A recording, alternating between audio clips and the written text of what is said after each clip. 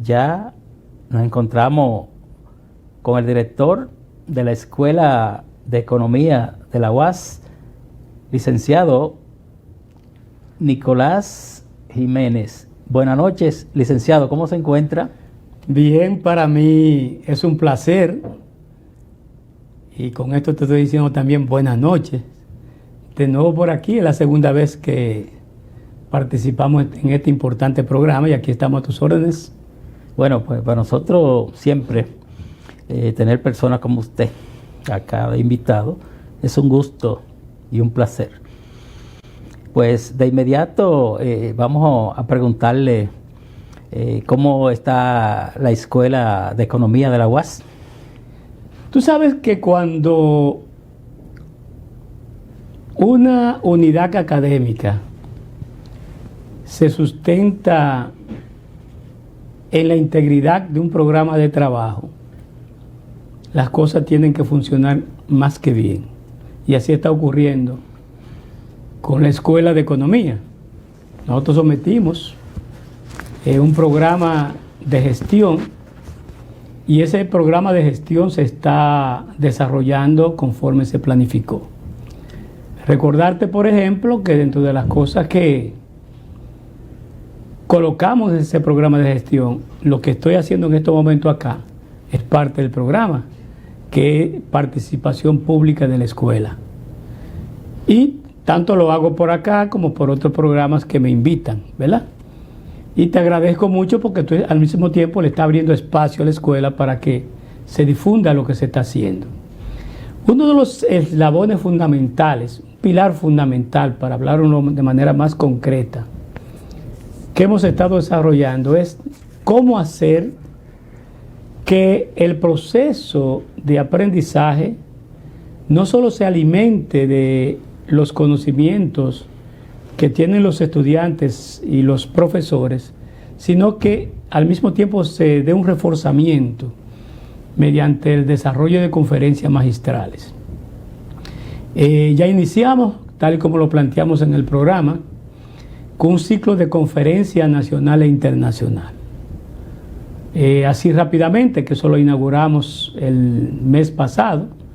Yo de hecho di la primera conferencia, que fue sobre los riesgos de la economía ilícita, y luego entonces comenzamos avanzando con otras conferencias internacionales de trascendencia. Una de ellas fue justo una conferencia magistral que desarrolló el economista, doctor graduado en la UAS y también en México, residente en México, Raúl Félix. Y Raúl Félix nos abordó un tema importantísimo, y es el tema de la política monetaria en el marco de la economía global. Eso es, o sea, todo lo que se desarrolló ahí, incluso predijo cosas que ya están ocurriendo respecto a las medidas que iría tomando el Banco, la Reserva Federal de los Estados Unidos. Pero también... Yo antes que usted continúe, sí, pues yo le decía a mi amigo, el decano de esa facultad, Antonio Siriaco Cruz, y también hablaba con la vicedecana el mismo tema, que yo no sé si era que yo, porque yo era egresado de esa facultad, yo entendía y veía que era la facultad más activa de la universidad, aunque sabemos que todas las facultades de la universidad están trabajando arduamente, pero yo veía la facultad de economía como una facultad modelo, porque la veía muy activa. Así es que yo entiendo que esa es la realidad. Sí, tú sabes que lo que pasa, estamos hablando de la Facultad de Ciencias Económicas y Sociales, la que habla para la sociedad. Respecto a los grandes problemas, los grandes desafíos que tiene la sociedad y el mundo, pues la facultad donde se concentra el conocimiento. Y por eso, cuando tú tienes una facultad que juega, le corresponde ese papel en la sociedad y tiene una dirección dispuesta a asumir los retos que esto implica, entonces la sociedad va a entender que la facultad resalta. Y es lo que tú estás de alguna manera observando. Y realmente la Facultad de Ciencias Económicas y Sociales, a través de todas sus escuelas, sin excepciones, Y repito, como lo dije aquella vez, no solo está la escuela de economía, también nosotros tenemos la escuela de estadística, hotelería y turismo, tenemos administración de empresas, tenemos contabilidad, también tenemos mercadeo, para mencionar así rápidamente.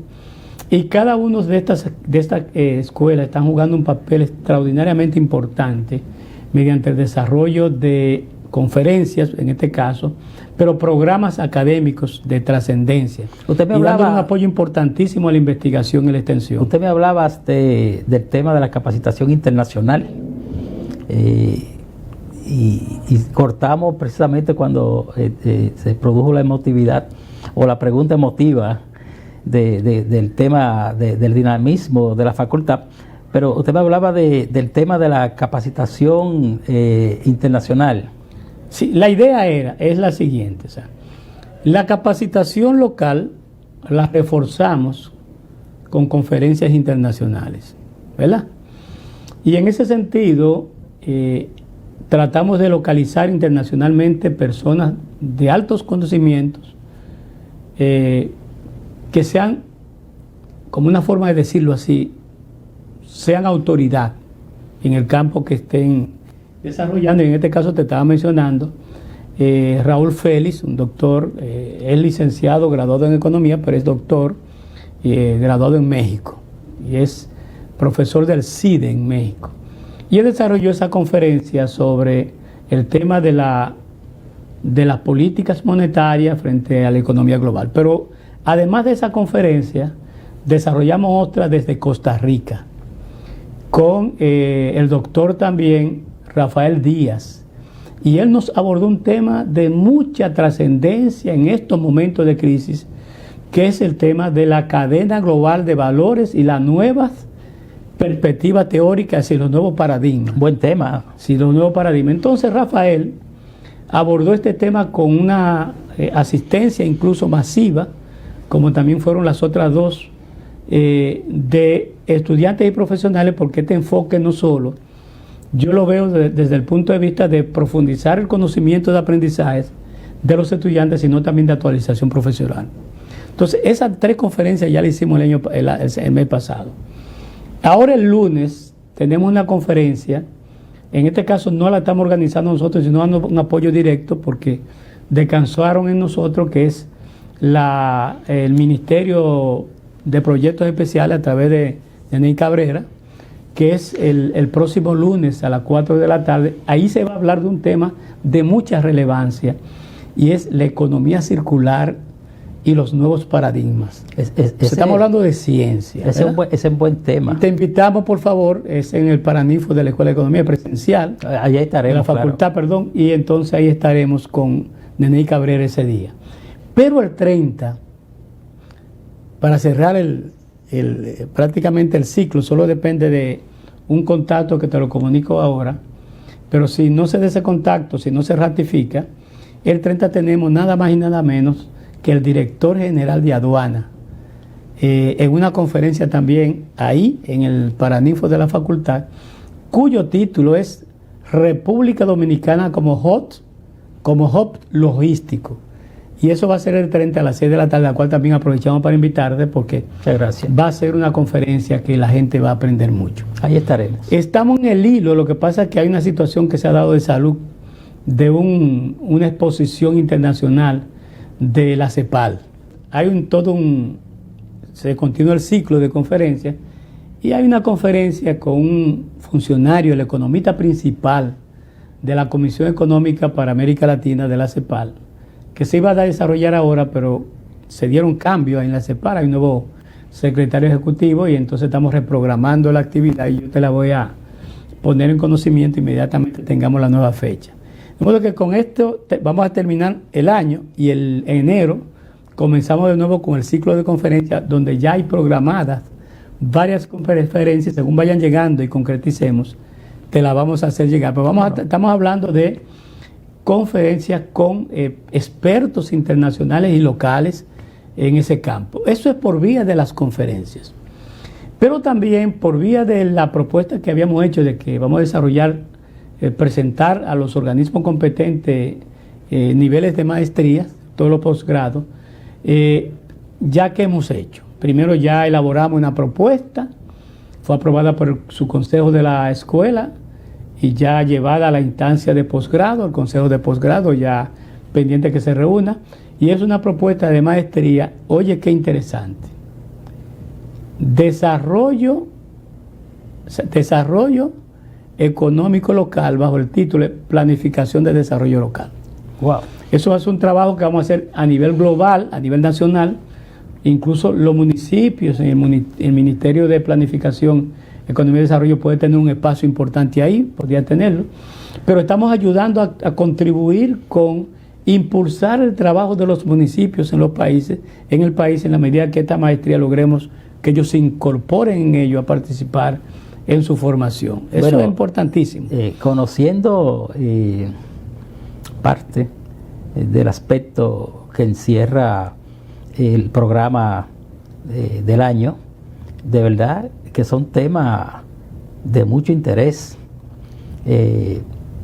Yo, dentro de esos temas, me llama mucho la atención el tema de la economía en colores. Y ahí pues me surge una pregunta a usted, licenciado. ¿Es tan difícil implementar el tema aquí en República Dominicana? Tú sabes que muchas veces el tema es de voluntad política, no solo de concesión, sea por la economía azul o sea por la economía verde, no importa cualquiera de las tendencias. Cualquiera de los colores. Si tú te vas por la economía azul, pues tú tienes una economía sostenible en la que tú tienes como fuente energética el agua. El agua. Y si te vas por la economía verde, pues entonces tú vas a tener un enfoque basado en la naturaleza en su conjunto. Cualquiera de las vías son sustentables porque garantiza un ambiente limpio, un adesentamiento de la naturaleza y del amigable con el medio ambiente. Entonces, yo creo que el problema muchas veces que ocurre con este tipo de economía es la inversión que implica esto y el hecho de que, recuerda que vivimos en la época donde los inversionistas, antes que invertir, piensan en sus expectativas de ganancia. Y en general, estos tipos de proyectos pues tienen que tener cierto nivel de rentabilidad para que el sector privado pueda incorporarse en ello. Yo quiero incluso aprovechar la pregunta para hablarte de algo que creo que es relevante. Yo siento que el mundo tiene una crisis muy fuerte. Y a la crisis que yo me estoy refiriendo, me voy a referir, no tiene que ver en absoluto con la crisis que estamos viviendo a nivel de la economía mundial. Y es una crisis cultural. Y cuando yo hablo de una crisis cultural me sustento en tres elementos fundamentales. Hay una crisis de identidad, hay una crisis de valores y hay una crisis de pertenencia. Me explico. Cuando yo hablo de la crisis de identidad es porque en la medida que los tiempos avanzan, en la medida que las personas han logrado evolucionar en un tiempo, en una economía que va por un derrotero, donde en realidad la gente no se empodera de la buena conducta, de la buena práctica, en la medida que la sociedad se ha ido corrompiendo, en la medida que esa sociedad es una sociedad de delincuencia, es una sociedad de corruptos y de políticos fraudulentos, entonces ayuda para que de alguna manera también elementos fundamentales que constituyen la identidad, como por ejemplo lo que son los elementos básicos establecidos en la Constitución y el Estado de Derecho, ¿verdad?, que está planteado ahí. Entonces la gente, muchas veces tú dices, ven acá, tú eres dominicano, perfecto, pero realmente tú sientes el escudo en tu corazón, tú sientes el himno, tú sientes la bandera en tu corazón. O cuando pensamos, por ejemplo, estos dominicanos que también son dominicanos estadounidenses, realmente a quien tú respondes, se te podría presentar un conflicto de intereses si hay una situación conflictiva entre dos naciones en la cual tú tienes nacionalidad. Ahí está una serie de conflictos de interés, de identidad que la gente tiene un dilema que presentar. Usted sabe, y es un tema que la sociedad tiene que trabajarlo porque solamente me deja para concluir la idea, porque la educación juega un papel fundamental. Con respecto al tema de la crisis de valores, pues sabemos que el individualismo que ha pululado en el mundo desde que apareció la economía como ciencia a partir de las ideas clásicas, una de las características básicas que guía la sociedad capitalista es el egoísmo. Y entonces el individualismo sustentado en el egoísmo lo que hace es separar socialmente a la sociedad porque cada quien busca sus propios intereses. En esa perspectiva, ¿qué es lo que está pasando? La ciencia, la universidad, al ser filosofía, arrojar luz, tiene que llevar esa claridad a la sociedad a través de un pensamiento eulítico, pero al mismo tiempo de pertenencia social. Y ahí aparece el tema básico, como el tema dentro de los valores que yo privilegio. Por ejemplo, una de las maestrías que acabamos de aprobar en nuestra escuela es la maestría Fiscalidad y Género. Pero ¿qué es lo que yo veo ahí? Yo estoy viendo el tema de la exclusión social y sobre todo la exclusión de género. Eso es parte de los elementos de los valores y de la parte de la crisis que la República Dominicana tiene que abordar a través de la educación, a través de la enseñanza, para combatir la inequidad en nuestro país. Son elementos básicos. Y no te voy a hablar mucho tampoco de la crisis vinculada con la pertenencia, porque es parte de todo este engranaje. Usted sabe, licenciado, que los valores lo impone la sociedad. Los principios son universales. Hay un tema, y es que a nosotros nos da la impresión de que ya es el fin de los valores, de que los antivalores han arropado los valores. Entonces, usted mira la República Dominicana, pero es un tema global. Es un tema global, porque los mensajes que estamos llevando a esos jóvenes que son, y a los niños, que son los más vulnerables, yo diría que no hay un filtro que pueda servir de regulador de todas esas informaciones desmesuradas que existen. Por ejemplo, el tema de la internet, eso tendríamos que hacer un programa aparte para el tema del uso del internet sin la debida supervisión de los padres. Existen unos parentales que se lo colocan a los equipos, pero los muchachos son más astutos que los padres y lo vulneran. O sea que es un tema un tanto complejo. ¿No piensa usted que debería existir algún tribunal internacional que pueda filtrar todo ese exceso de información? Bueno, hay que verlo en la perspectiva de la propia naturaleza de las fuerzas que impulsaron la Internet. Y si bien la Internet apareció como una estrategia de los organismos de seguridad, en este caso Estados Unidos empezó, hay que verlo en la dimensión de lo que esto implicó cuando esto se liberalizó. Porque, ¿qué es lo que pasa? La Internet, si bien constituyó el espacio cibernético de la globalización, en la que las fronteras físicas prácticamente se eliminaron, y donde la actividad económica por ahí fluye, también la cultura constituye una herramienta básica que se explota a través de la Internet, así como también los antivalores que destruyen la cultura. En ese sentido, ¿qué pasa? Como tú me hablas de una autoridad internacional, la autoridad internacional requiere de una regulación global.